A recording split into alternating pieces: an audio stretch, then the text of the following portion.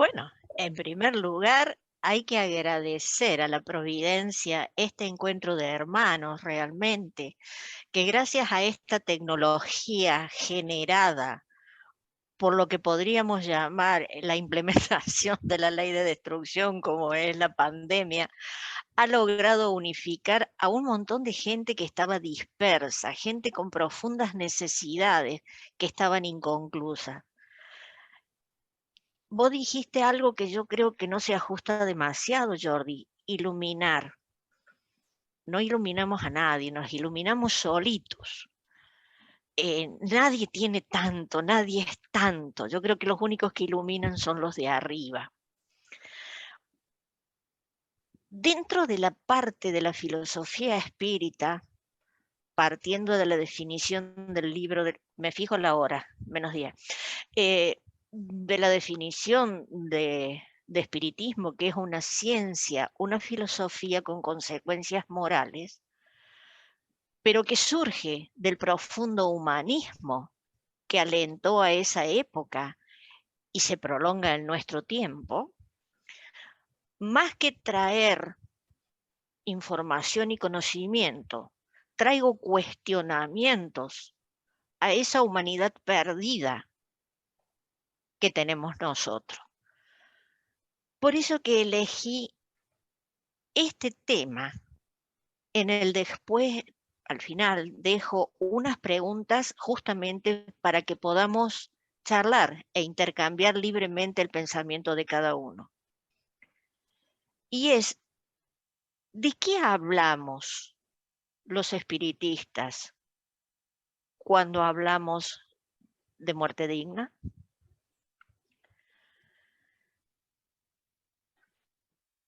Y quiero comenzar con una frase de Julio Verne, autor absolutamente conocido por todo, que me pareció muy atinada, que dice: el viaje más maravilloso no es al centro de la Tierra o a los confines del universo, sino al fondo de uno mismo. Y a eso, justamente a eso, tenemos que apuntar nosotros en el planteamiento de hoy, a buscar esa profundidad, esa honestidad de que muchas veces teorizamos demasiado y practicamos poco.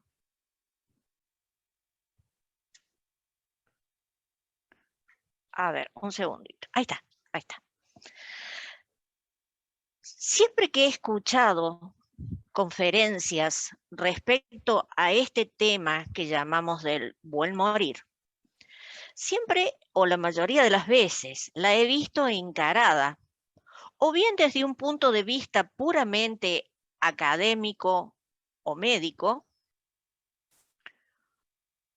dando una información detallada de una clasificación de eutanasia, la diferencia con suicidio asistido, etcétera, un listado de medicamentos o dosis, o bien desde los intrincados y aún incompletos mecanismos para tratar de explicar de qué se trata la liberación del espíritu en el proceso de la desencarnación.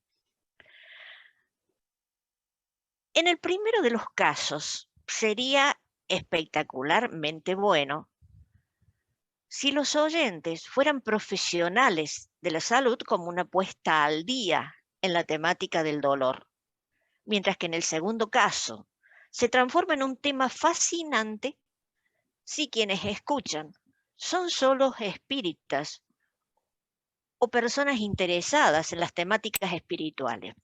Ahora, yo pregunto, semejante tema de vida y muerte, cuestionados por uno, apoyados por otro desde la antigüedad, ¿puede solamente tener esas dos grandes perspectivas? ¿Es que acaso no nos hemos olvidado de algo en el camino? ¿No será que estamos observando solo el árbol y nos hemos olvidado de considerar el bosque? Yo creo que particularmente aquí perdimos de vista en algún momento la historia personal de los actores de esta obra, que somos nosotros mismos, los seres humanos.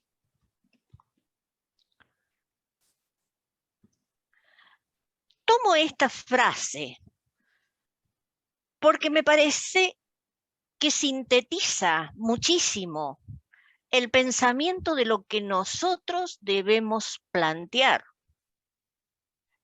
tanto en nuestra vida personal como en nuestra vida de relación, que es nunca juzgar el dolor que no estamos sintiendo, porque no nos olvidemos que cada ser humano tiene su propia historia personal, tiene sus propios problemas, sus propios sentimientos, sus propias necesidades. Simplemente nosotros lo que debemos hacer, como dice el texto, es acompañarlo desde la compasión. Porque hemos academizado la óptica de observación. Hemos polemizado y rebuscado argumentos de detracción o de apoyo para una decisión infinitamente importante que le compete solamente al sujeto, que es la de elegir vivir o la de elegir morir. Unos pueden creer que es correcto, otros pueden creer que es incorrecto, pero lo que debe quedar absolutamente claro que no somos nosotros los que estamos decidiendo, no somos nosotros los que estamos en ese lugar. Y por tanto, como una muestra de prudencia y respeto, nos guste o no, debemos acompañar ese proceso sin juzgar, aceptando la decisión libre del otro, cuando está en pleno dominio de su conciencia y elige por sí mismo. Remarco esto porque a veces se pueden presentar decisiones que hacen a pacientes inconscientes, que ese sería el planteamiento de necesidades distintas. Este planteamiento que estoy haciendo es medio escandaloso, este concepto, ¿verdad?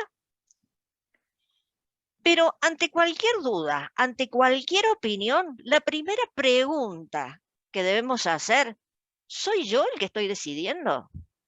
¿Qué seguridad absoluta tengo que en una situación actual, en una situación igual, yo no actuara de manera diferente? Esto lo dejo para que comencemos a pensar. Mucho menos cuando hablamos de estos temas. Hablamos de manera aleatoria de las necesidades psicológicas y espirituales de ese enfermo terminal, que es el actor principal del drama. De considerar el respeto por sus decisiones partiendo de preguntar qué es lo que él desea, de escuchar sus pensamientos, sus necesidades, sus sentimientos de incertidumbre, atender sus miedos, su soledad. ¿Cómo deberíamos manejar la familia, los amigos, acompañantes de todo este proceso para darnos cuenta de nuestra falta de preparación hacia las preguntas o hacia las demandas con que pueden encararnos? Del equilibrio que necesitamos mantener en el tiempo, de cómo reabastecernos energética y físicamente para ese equilibrio material y emocional que necesitamos para mantenernos en pie y continuar siendo útil hasta el final. Creo que frente a todo este cuestionamiento es necesario reconocer que nos olvidamos de ser seres humanos. Todos estos planteos que estamos haciendo surgen en la década de los 60, me parece que es cuando surge la medicina paliativa en Gran Bretaña, y posteriormente surge la tanatología, que incluye todas estas características. Pero ojo, la muerte asistida aparece acompañando a toda la historia de la humanidad. Nada más que el acto de la muerte en el transcurrir del tiempo y se fue trastocando, dejó de ser una vivencia individual paciente-médico Hacer una toma de decisiones de tercero, de esposa, hijo, familia, médico y por último el paciente. Con el devenir de la explosión industrial y la incursión de la tecnología, se han dado pasos agigantados sobre el concepto de la muerte. Los avances que puede brindar los equipos y los procedimientos. En los últimos años estamos viendo, según la imagen, que es bastante gráfica, cómo se ha perdido esta correlación de verticalidad del médico en relación al paciente. Este es otro punto de lo inacabado del tema. A ver, ¿cómo salgo de acá? Ahí está. Si ustedes ven acá la imagen, papá, toma, perdón, nada tiene que aclararse. Antes el paciente desencarnaba dentro de la tranquilidad de su hogar hasta donde llegara, rodeado de lo más importante que tenía, que eran sus afectos. Mientras que hoy ese ser desencarna en un acto privado, solo, sin una sola mano o sin un solo abrazo en ese momento tan importante de su transición. Ahora bien,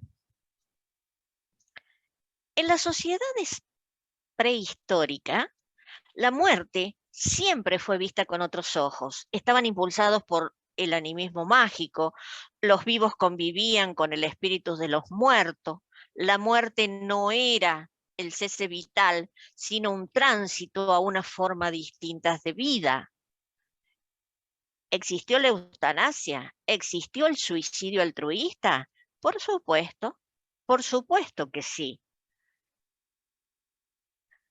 Incluso, aunque nos parezca terrorífico a esta altura de la historia, también pudimos ver los sacrificios para calmar el enojo de los dioses. En una revisión ligera, porque no vale tanto la pena de que podamos perder el tiempo en esto, pero se puede leer en cualquier parte. Por ejemplo, en el panteón de la Grecia antigua se encuentran algunas de sus diosas, que son las Parcas o las Moiras, tres diosas que determinaban la vida humana y el destino. Cloto daba la vida a los hombres, Láquesis decidía su duración y Atropos llevaba las terribles tijeras que eran los que cortaban el hilo de la vida. En Grecia clásica lo encontramos a Hipócrates de Cos, el padre de la medicina, el autor del juramento, que de alguna manera, gracias a ese juramento que hacían los hipocráticos o los médicos de entonces, fue una forma de comenzar a proteger las vidas del paciente, aun cuando estaban en condiciones vulnerables de salud. Los griegos también fueron los primeros en consentir el suicidio bajo ciertas condiciones. Los pensamientos, por ejemplo, de Sócrates y Platón refieren a una enfermedad dolorosa que era una buena razón para dejar de vivir. La República de Platón, los pitagóricos y los aristotélicos y los epicúreos condenaban esas prácticas.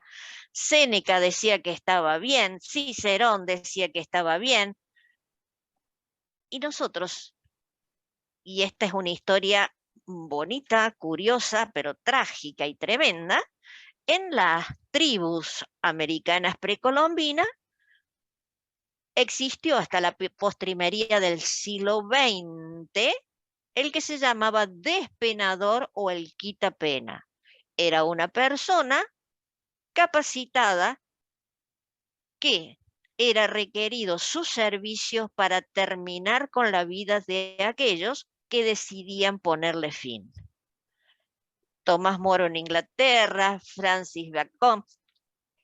Y en el siglo XIX comienzan el cambio de los paradigmas porque comienza la industria farmacéutica, por ejemplo, es la época donde aparecen los opiáceos, que si bien calmaba el dolor, pero también podían dar una muerte más tranquila.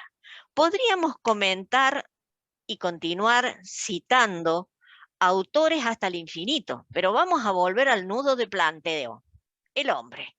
Ese ser maravilloso que es único y sustituible, que está dotado de alma, de sentimientos y de sensibilidad, pero que cuando enferma es una unidad total que se compromete y de lo que nos hemos olvidado.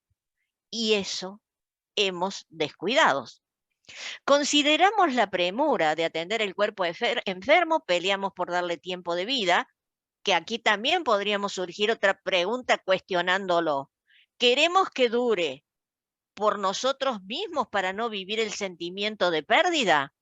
¿O queremos que dure por el paciente mismo, negándole la calidad de vida?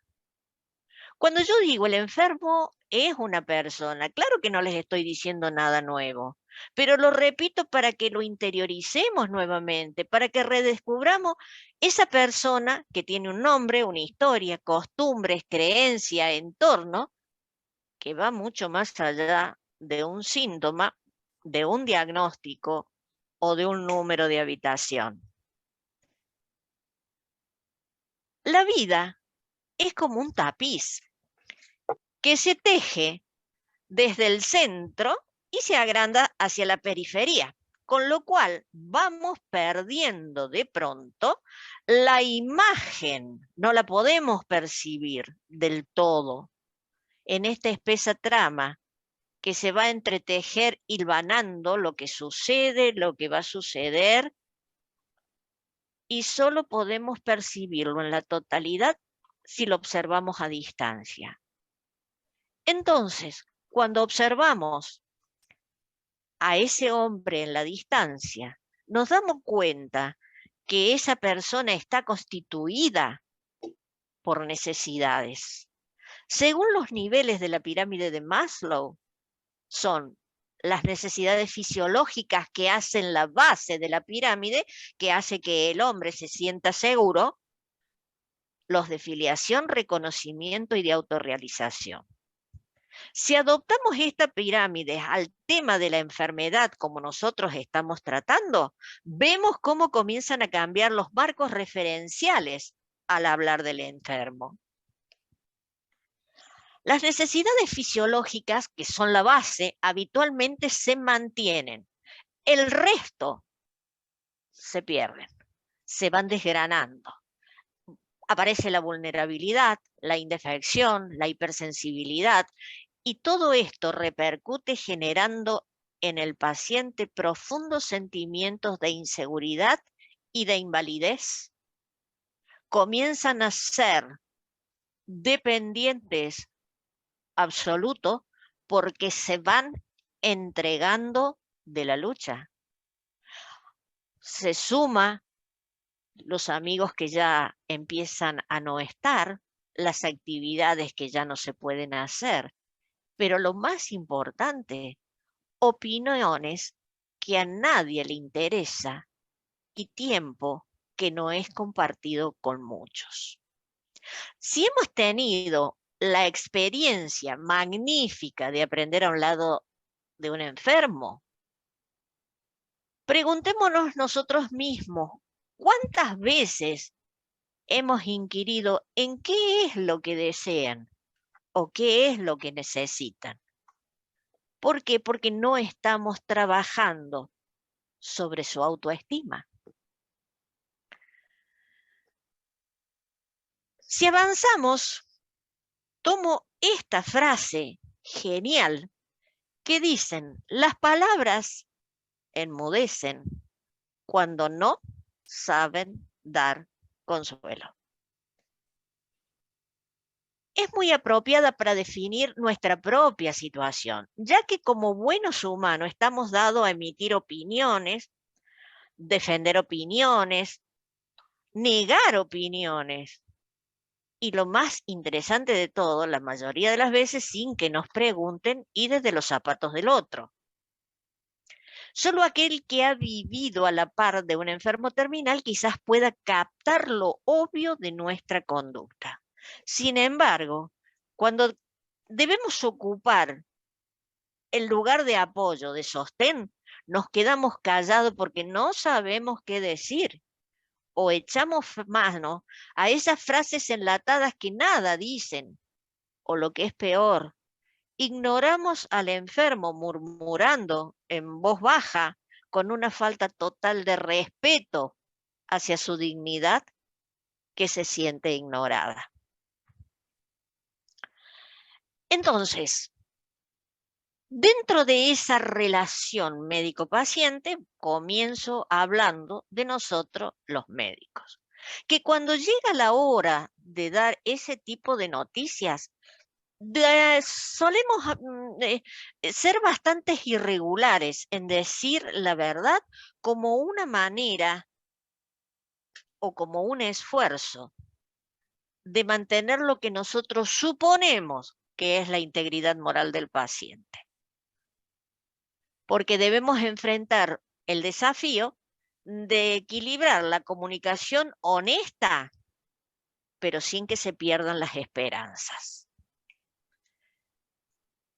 Ahora, como familia, como amigos, hemos visto lo que se llama la conspiración del silencio. Porque, ¿qué es esto? Es muy probable que el paciente como la familia conozca su diagnóstico de enfermedad, pero nadie dice nada. Ni los familiares quieren que el paciente sepa, ni el paciente quiere que los familiares sepan. ¿Por qué? Porque piensan que esa verdad va a dañar a otro. Con lo cual, lamentablemente, de no intervenir, se genera una verdadera pérdida de tiempo por parte del enfermo y de la familia, un tiempo que es vital para una interrelación, para poner las cosas en su lugar, para arreglar problemas familiares. Ahora, hay algo que es insustituible, es el esfuerzo que necesita de atención el paciente terminal. Y aquí dejo casi para el final la parte de lo que representa para ellos el acompañamiento.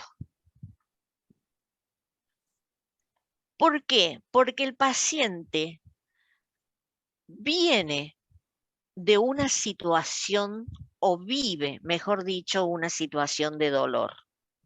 Ese dolor no quiere decir que sea solamente un dolor físico. El más difícil a veces de manejar es el dolor moral, el dolor emocional, el dolor espiritual. Recuerden que al principio cuando hablamos dijimos que el hombre cuando enferma afecta a todos los niveles. Sabemos que en la etapa final la persona se va haciendo más retraída, se va aislando emocionalmente, y cuando el enfermo ya presiente la muerte, se debate entre momentos de esperanza y el dolor de ver su próximo final.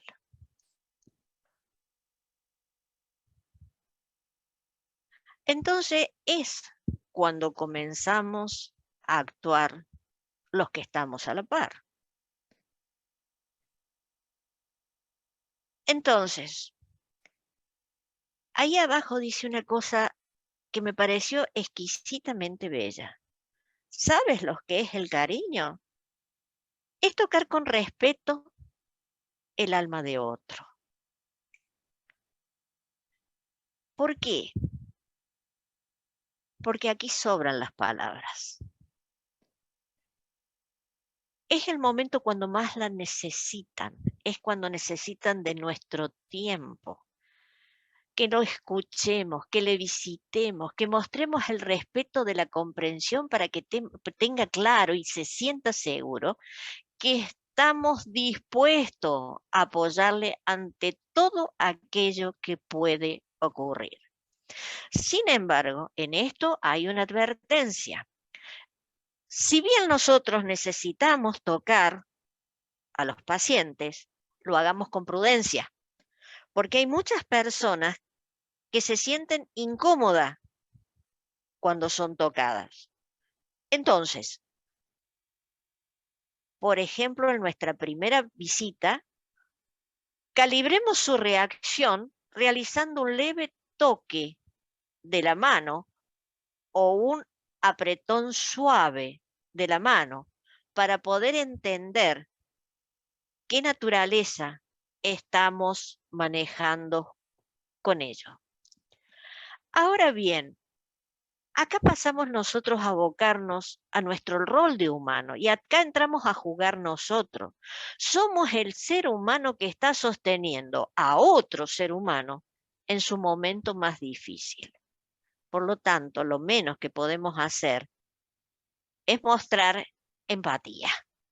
Lo peor que podemos hacer y que habitualmente se hace con frecuencia es la frase chabacana de no pienses esas cosas, ya te vas a mejorar y el otro sabe perfectamente que se está muriendo.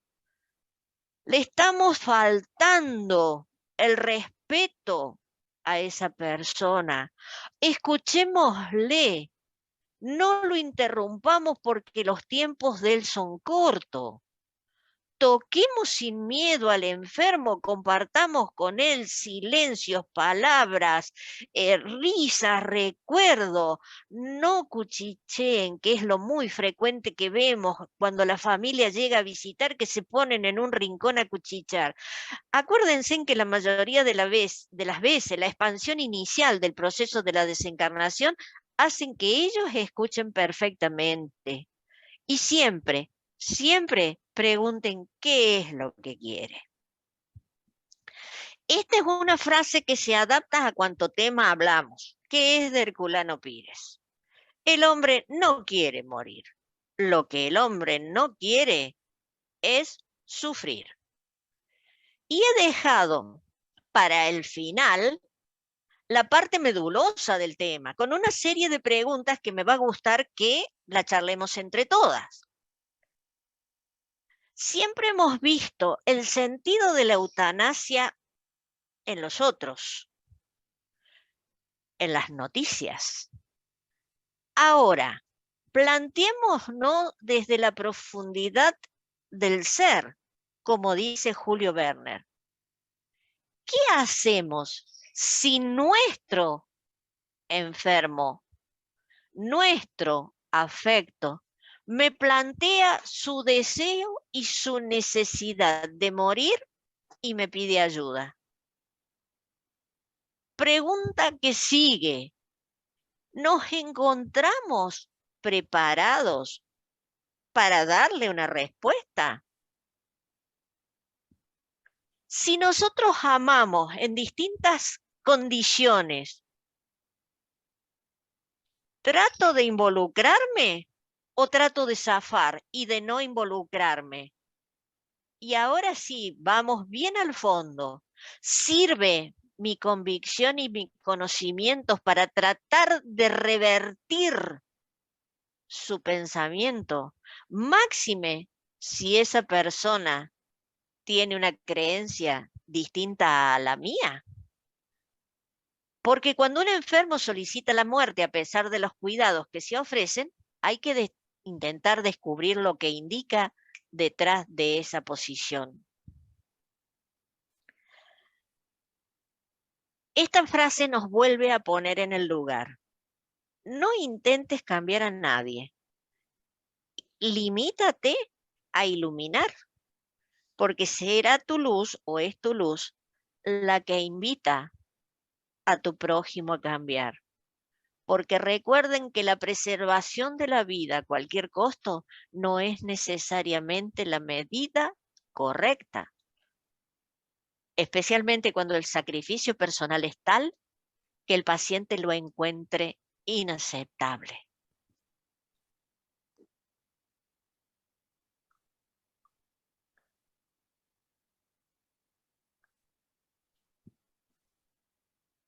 cuando dejas de ser tú al lado de alguien y te vuelves otro, cuando te ves en sus ojos y comprendes que somos uno, estamos actuando recién desde la compasión. Para finalizar, los dejo con una reflexión de Elizabeth Kubler-Ross, esta médica psiquiatra que tanto aportó al estudio de la muerte, y que dice que en el interior de cada uno de nosotros hay una capacidad inimaginable para la bondad, para dar sin buscar recompensa, para escuchar sin hacer juicio y para entregarnos y amar sin condiciones, acompañando siempre. Gracias.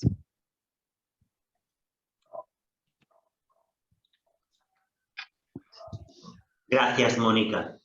Si quieres, puedes dejar de compartir la pantalla, así podremos ver a todo el grupo.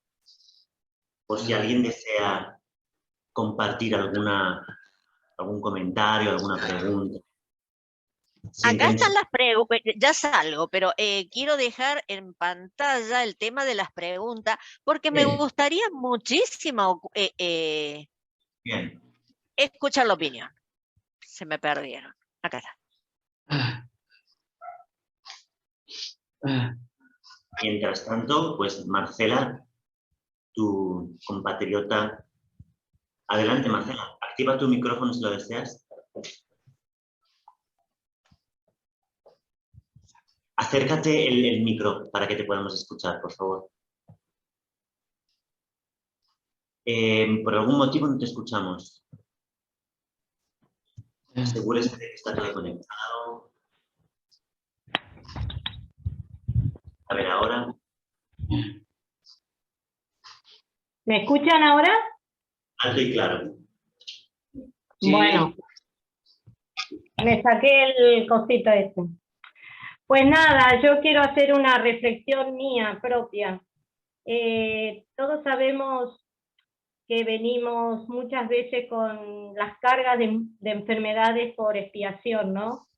Entonces yo considero desde mi punto de vista hacia mi persona que el cese de esa prueba conllevaría en ese caso una vuelta a la misma, ¿no? En una próxima existencia. Yo considero que en mi caso yo la llevaría adelante. Supongo que la sociedad debería dar los medios necesarios para que los enfermos pudieran expiar sus vidas con dignidad, pero claro, iluminando desde el punto de vista de la reencarnación, ¿no? Y de las supuestas vueltas a ese proceso de expiación. Entonces, yo me pregunto, si yo no quiero morir, quiero, digamos, sí, morir, pero cuando me llegue el momento, ¿cómo se tomaría ese suceso si por una circunstancia, yo ajena a mi voluntad, alguien decidiera la suspensión de mi vida? Alguien estaría haciéndose, digamos, tomando la voluntad que no le corresponde. ¿Eso sería un asesinato? ¿O yo cargaría con eso también en una próxima vida? Bueno, ¿quieren que conteste yo? ¿Jordi? Bien. Por eso yo hablé puntualmente de la persona consciente, no de la persona inconsciente, porque ahí ya empezamos a compartir responsabilidades. Porque en última instancia, cuando vos estás en toda la conciencia de tu ser y pedís algo, solamente vos te transformás en el responsable de esa decisión. Ahora, supongamos que estás en un estado de inconsciencia y viene tu familia, viene el equipo médico y dice no hay nada más que hacer, podemos desconectarla.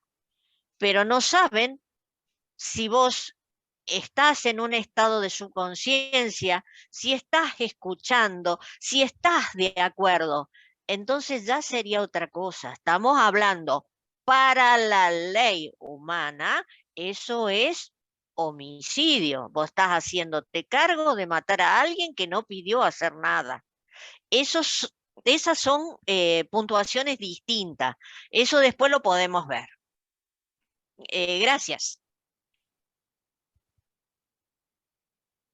Gracias, Marcela.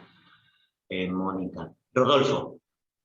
Sí, bueno, me gustó mucho la charla. Yo tenía un concepto diferente de este tema porque lo hacía desde un punto de vista espírita, pero bastante dogmático, cosa que el espiritismo es totalmente en contra de eso, ¿no? No sé si en contra, porque en contra es muy fuerte la palabra, pero por lo menos no pretende salir del dogmatismo, ¿no?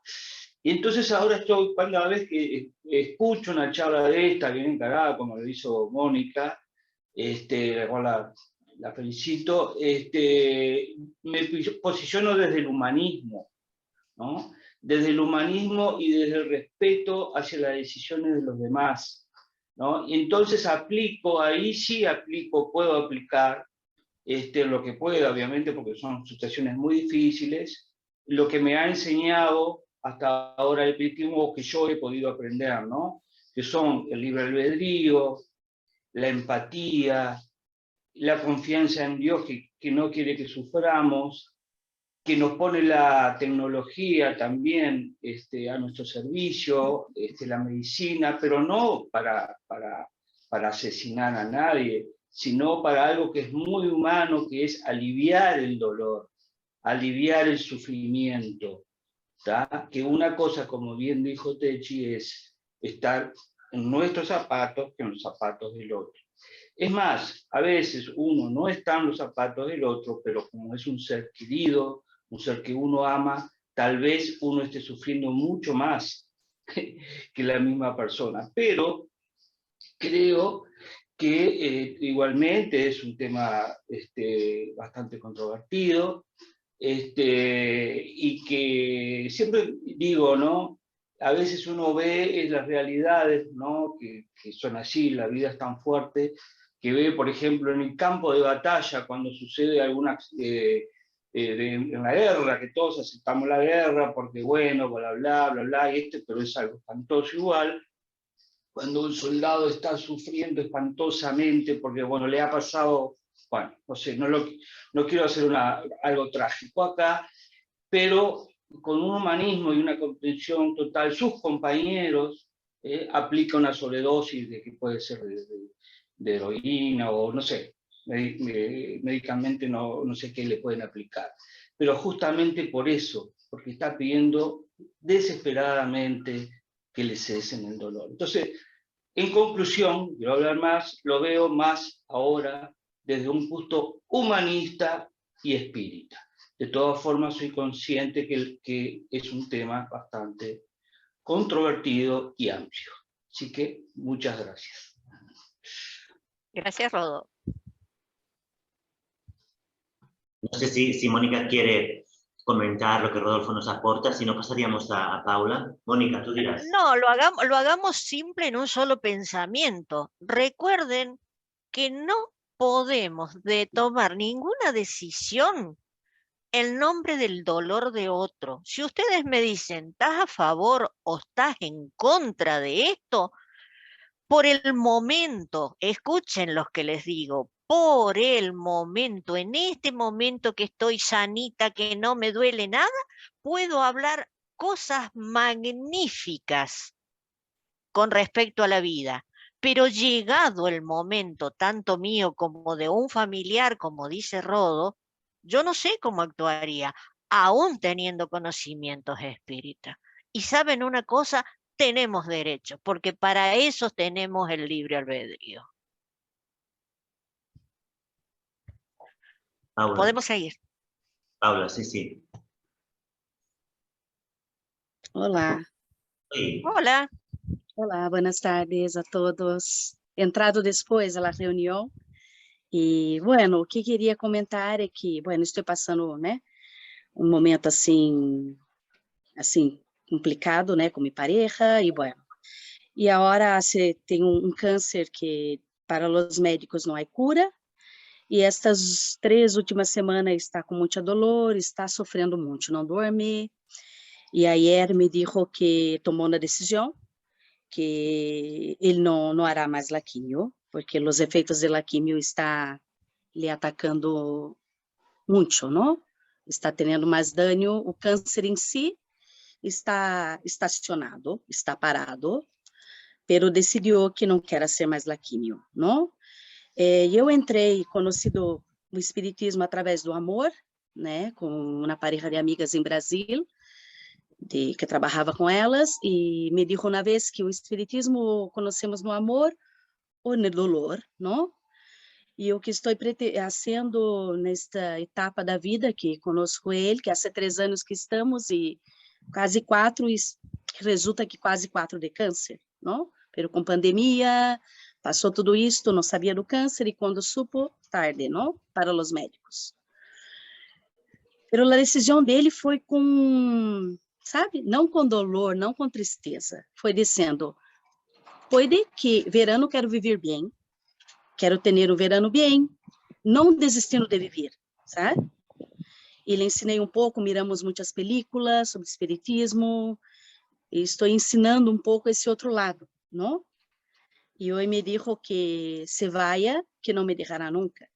Então, creio que meu papel neste mundo, nessa missão, foi conhecê-lo, e o único que disse que estarei a seu lado, e que lhe cuidarei, e que respeitarei sua decisão, não?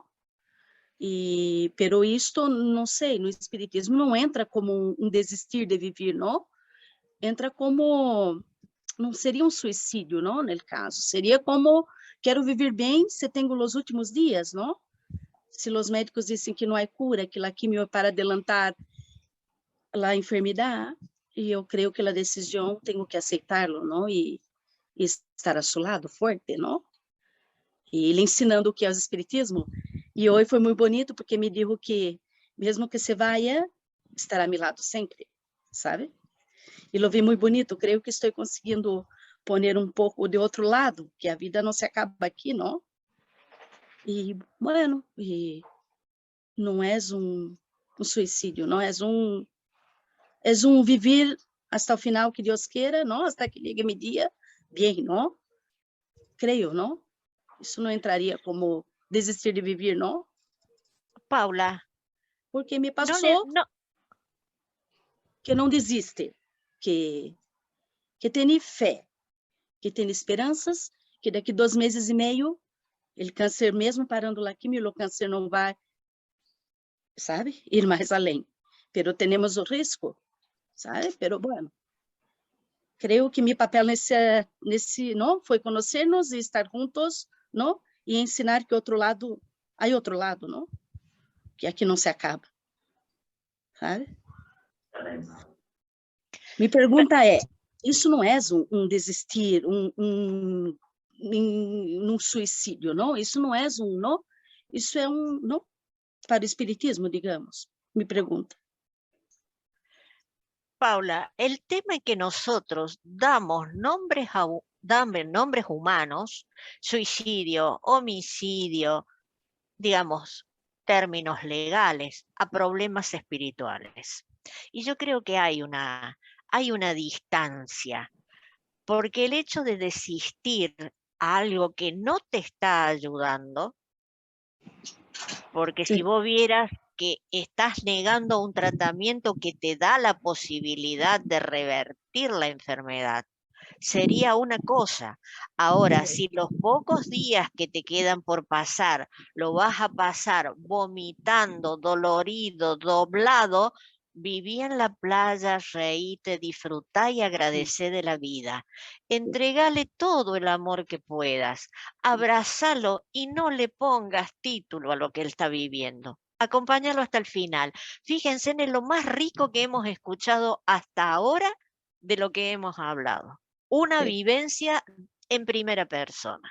Sí, sí. Es amarlo y estar a su lado E nada é coincidência. Nossas vidas teriam que se encontrar a hora.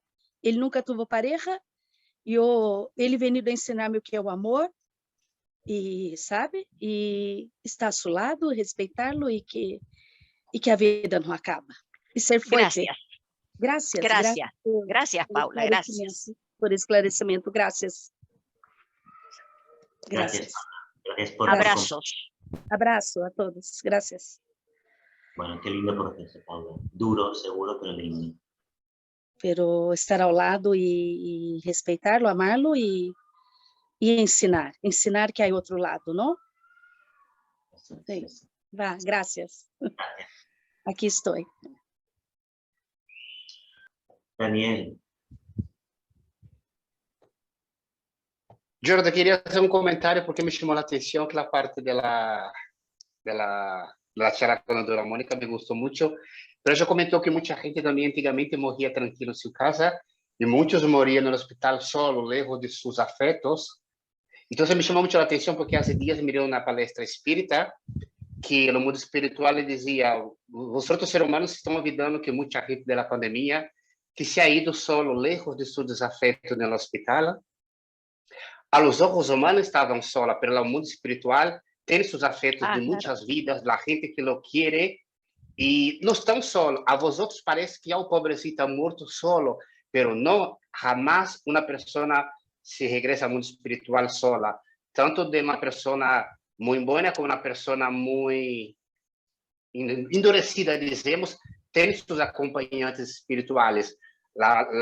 Por exemplo, sus anjos espirituales, su protetor, el mentor, ou os amigos não tão evoluídos, pero estão esperando. Nunca uma pessoa se vai ao mundo solo, ao mundo espiritual, sola, pobrecita, falecido solo. E isso nos chamava a atenção que nós estamos olvidando porque Deus, a misericórdia divina, nunca deixa que nadie se vá ao mundo espiritual sola. A nos olhos humanos estão solo, abandonados. Pero há uma legião que eles estão esperando para dar as bem-vindas, tanto del bueno como del mal. Então, me chamou muito a atenção, porque a pandemia, muita gente se ha ido a nós outros ojos, lejos de seus afetos, a gente que lo quiere, pero não tem a outra gente que nós não temos a possibilidade de ver, eles estão aí com eles. Queria só acentuar isso, que me chamou muita atenção. E muitas graças pela charla, me encantou. Gracias. qué buena perspectiva, Dani, ¿no? Que nos consuela, nos da otra visión de las cosas mucho más dulce, más realista también, seguro. Gracias, Dani, qué bueno. No sé si Javi, que tenía la mano levantada hace un momentito, quiere compartir algo también. Javier, ¿sigues por ahí? Bueno, igual se le cayó la conexión. No sé si con todo esto, Mónica, hemos respondido a los desafíos que nos has ido colocando con estos comentarios. Parte, tal vez. ¿Digo la verdad o miento? ¡Ah! La verdad siempre.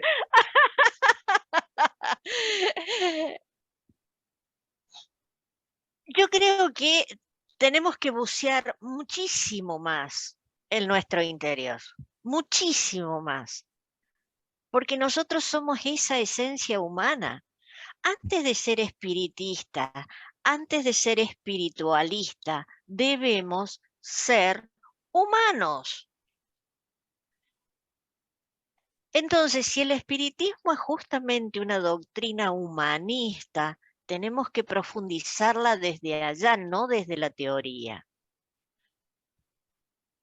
Entonces, ojo, este o cualquier otro tema que se les ocurra leer, siempre está presente el cuestionamiento de la primera persona que soy yo en ese lugar.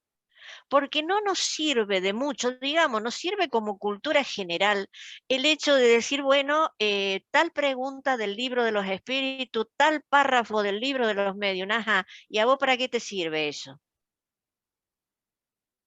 ¿Hasta dónde lo metiste adentro tuyo para servir qué es, para saber si eso te sirve? Porque de otra manera, chicos, no podemos transformarnos. No podemos cambiar, no podemos evolucionar. Y recuerden la sentencia de Kardec que dice que el verdadero espírita se reconoce por su transformación moral. Realmente me encantó, pero es para que sigamos peleando, discutiendo y pensando. Nelly hace un comentario muy bonito en el chat, que igual ahora nos podrá comentar también, que el espiritismo no tiene fórmulas mágicas. Y justamente en sintonía con lo que te decías, la fórmula humana es el respeto y el amor. No podemos juzgar temas tan delicados, desde luego tan menos, ni poner nombre a las decisiones de los demás. Nelly, ¿qué quieres decir con esto? Cuéntanos. Bueno, primero quiero agradecer a Techi por esta magnífica charla que nos ha dado hoy, tan científica y tan espiritual. El mundo está viviendo hoy un gran debate sobre qué hacer con el momento de la muerte o su cercanía. Y aunque al mundo le parezca que está debatiendo solamente el fin del organismo humano, creo que está debatiendo también las consecuencias. ¿Cuáles son las consecuencias? No las sabemos. No sabemos qué pasa con cada ser que desencarna, ni con las decisiones que tomó. Todo es una tesis. Suponemos una cosa u otra, olvidándonos que nosotros estamos aquí en este planeta y debemos respetar el momento de esta encarnación que tenemos. Porque si no, como decía Techi, estamos repitiendo frasecitas como loros y no las estamos entendiendo. Si yo digo que debo amar a mi prójimo, bueno, voy a amarlo. Y para amarlo lo primero que tengo que hacer es respetarlo. Entonces, todas las corrientes que hay en este momento y las discusiones que hay en este momento, desde mi punto de vista personal, son válidas. Porque cada persona que discute, que hace el planteamiento, seguramente ha tenido una vivencia. Y plantea y discute a través de su vivencia. Yo me considero espírita. Pero si mañana alguien que yo amo o yo misma no soporto un dolor, ahora no sé cuál va a ser mi decisión. En este momento no sé cuál va a ser. Podría decirles una en estas condiciones en que estoy hoy, pero no sé cuál será en las condiciones en que esté. Y eso va a cargo de cada espíritu y de cada ser humano. Porque a veces nosotros vemos un cuerpo sufriendo y pensamos, pobrecito, el espíritu ya hace mucho que no está ahí. O a veces vemos un cuerpo sufriendo y pensamos que cuando lo terminemos, ayudemos a terminarlo, se acaba todo. Y ese espíritu sigue por siglos unido a esa materia inerte. Entonces todo es muy relativo. Por eso la doctrina espírita es una doctrina para analizar y pensar, no para recitar ni aprender de memoria. Si la doctrina espírita nos sirve para vivir, estar en paz, tomar decisiones lógicas acorde a nuestras situaciones, habremos hecho algo por este planeta. Muchas, muchas gracias, Techi. Maravillosa tu charla. Techi, ¿me puedes consultar? Voy a silenciar. Gracias, Nelly. ¿Me escucha, Jordi? Sí, pero Marcela, si me permite, dejemos que Javier, que tenía la mano levantada, él haga su comentario, ¿vale? Javier, activa tu micrófono si lo deseas y te escuchamos. Hola, buenas tardes a todos. En primer lugar, dar la enhorabuena a la doctora por su ponencia. Y bueno, no sé si voy a decir algo repetido o no, porque hay tormenta en la zona y se me cortó la comunicación por un momento y no sé. Pero bueno, yo quería referirme siempre desde el máximo respeto, siempre desde teniendo en cuenta que es un tema muy delicado, muy controvertido, decir que bueno, que esto, como decía la compañera anterior, no es solamente lo que está ocurriendo en esta vida, en este momento. No sabemos por qué cada uno está atravesando esas circunstancias, esa situación.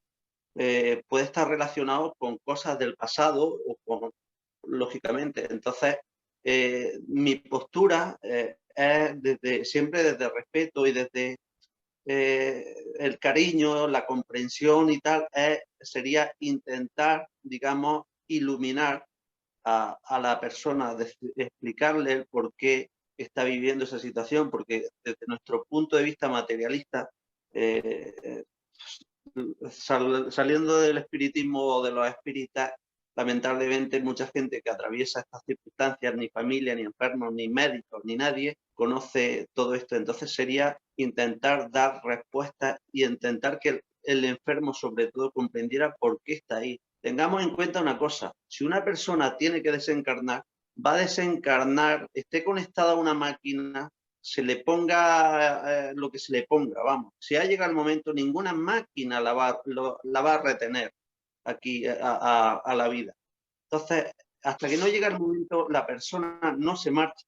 Y si se corta la vida, por el motivo que sea, tratando supuestamente de hacerle un favor porque está sufriendo, porque desde el punto de vista material, pues lo entiendo y lo veo comprensible, pero yo lo enfocaría más bien a intentar paliar esas dolencias, ese sufrimiento que tiene, pero no cortarlo, porque si cortamos esa posible prueba que está atravesando esta persona, como decía la compañera que habló anteriormente, seguramente en la siguiente vida va a tener que volver a pasar por ahí. No va a rescatar nada. Yo hace un tiempo me preparé y di una conferencia que la voy a mencionar aquí por si a alguien le interesa, de esto precisamente, sobre eutanasia y muerte asistida y sus consecuencias espirituales. Ese es el título de la conferencia, por si alguien quiere verla. Está en la Asociación Espírita Andaluz colgada. Y hablo y menciono todo esto con mucha más profundidad. Insisto, siempre desde el cariño, desde el respeto, desde la comprensión, porque no sabemos el porqué de esa persona que está atravesando ahí. Y no sabemos hasta qué punto le vamos a perjudicar espiritualmente, por mucho favor que creamos hacerle, al cortar la vida material en este caso. Entonces, siempre tengamos en cuenta que cada caso o puede ser diferente, por supuesto, pero siempre con mucha cautela y siempre con mucho respeto. No sé si... Y solamente eso, lo que quería decir. Muchas gracias. Doctora. Perdona, Jordi, perdona. Que me había dejado Jordi en un detalle. Es similar, ¿no? Es parecido. Quería poner, si me lo permitís brevemente, un ejemplo. Aquí hubo, donde resido, un chico que tuvo varios intentos de suicidio, salvando las distancias con lo que es la eutanasia, pero digamos, llegó a mi oído y fui a su casa a hablar con él y a explicarle qué era el suicidio y qué era lo que se iba a encontrar y las consecuencias para bien, para mal, etcétera. Ese chico no ha vuelto a intentarlo. Entonces, yo creo que si muchos enfermos supieran esto, de algún modo le ayudaría a llevar su prueba. Luego ya cada caso, por supuesto, es único. Como digo, salvando las distancias de este caso que se me dio a mí o cualquier otro que pueda haber, ¿no? Ya está, solamente matizar eso. Muchas gracias a todos. Gracias a ti, Javier, gracias de verdad.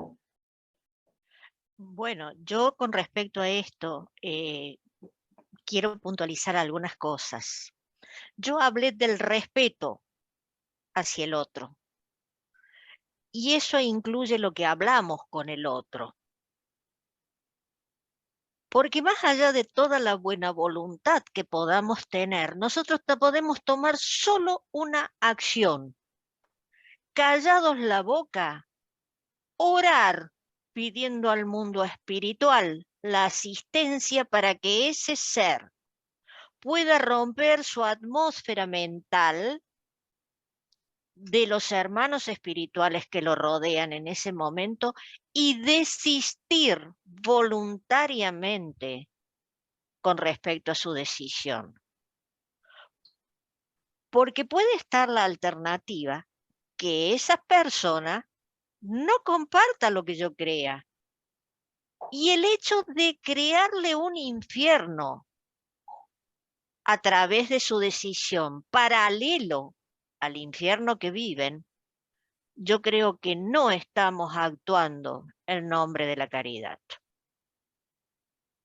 Si nosotros estamos, si nosotros consolamos, si nosotros acompañamos, no hace falta ponernos el cartel en la camiseta, soy espírita. Por eso puse el último o uno de los últimos imágenes, esa del PowerPoint, con respecto a que no tratemos de cambiar la actitud de nadie. Si nosotros cambiamos por irradiación, por acompañamiento espiritual, los otros van a entender cuál es nuestro mensaje.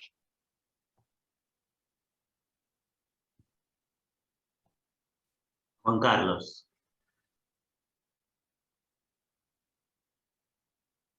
Es un botoncito que en principio está abajo de la pantalla a la izquierda. Voy a intentar señalárselo desde aquí, a ver si él lo consigue.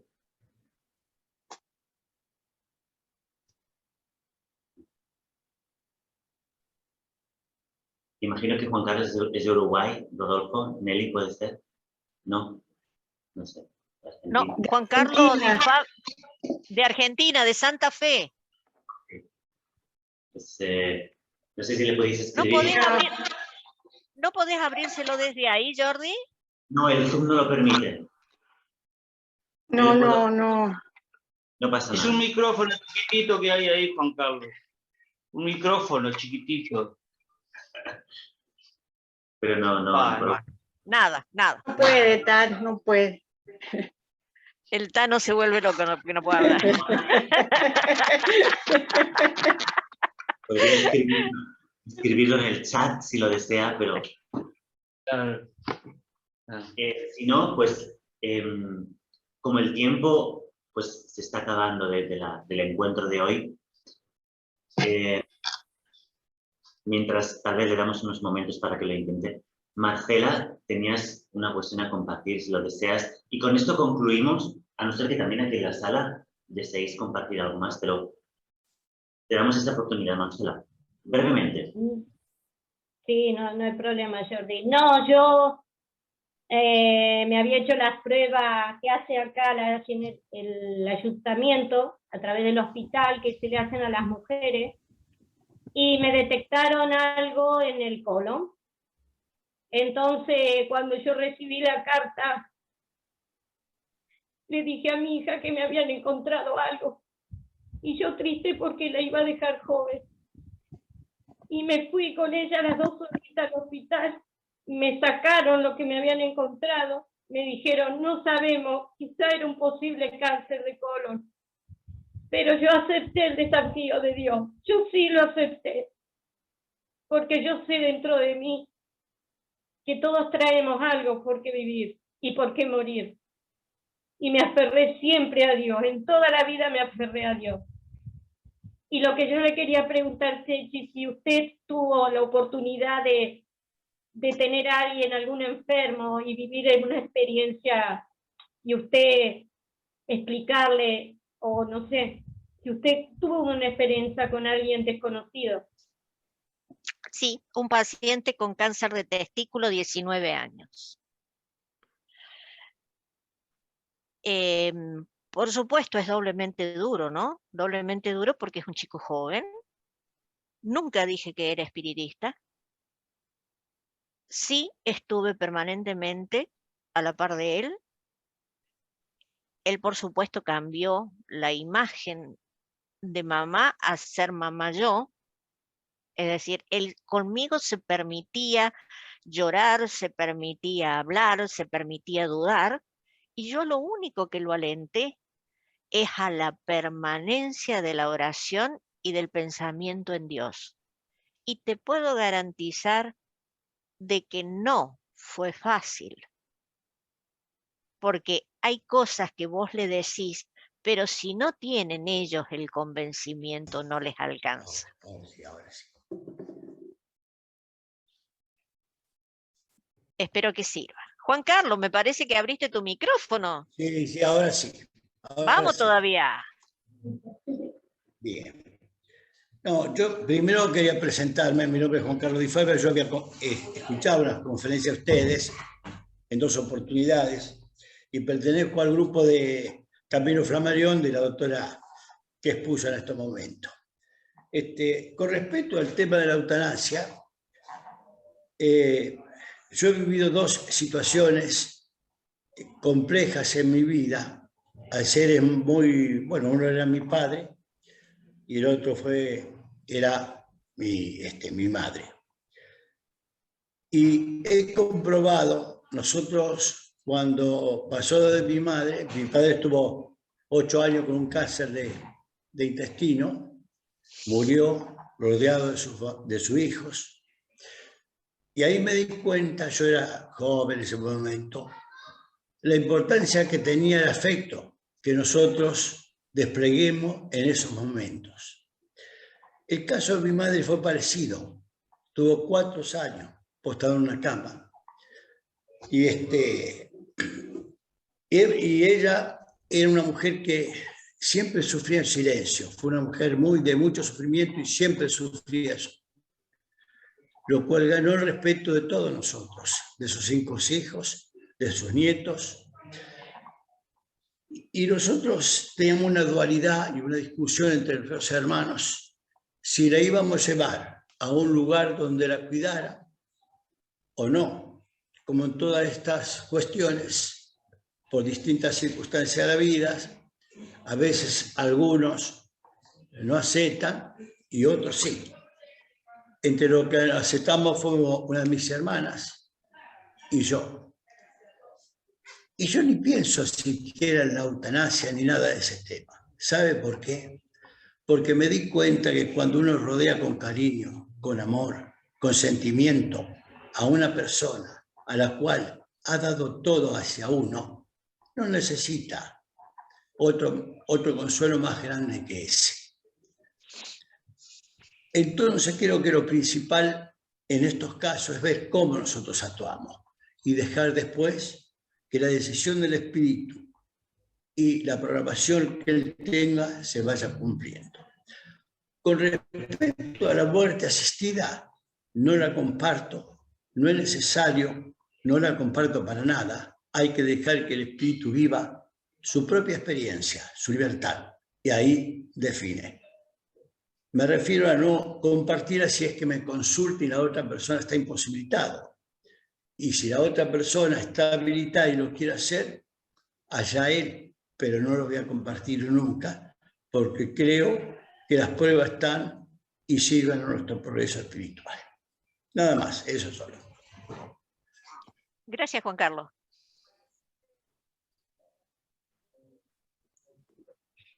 Seguramente que todos, tarde o temprano, vivamos situaciones de este tipo. Nadie se librará y será un desafío para cada uno, ¿no? De nuestros padres, de nosotros mismos, de los hijos a veces, hermanos, ¿no? Sí.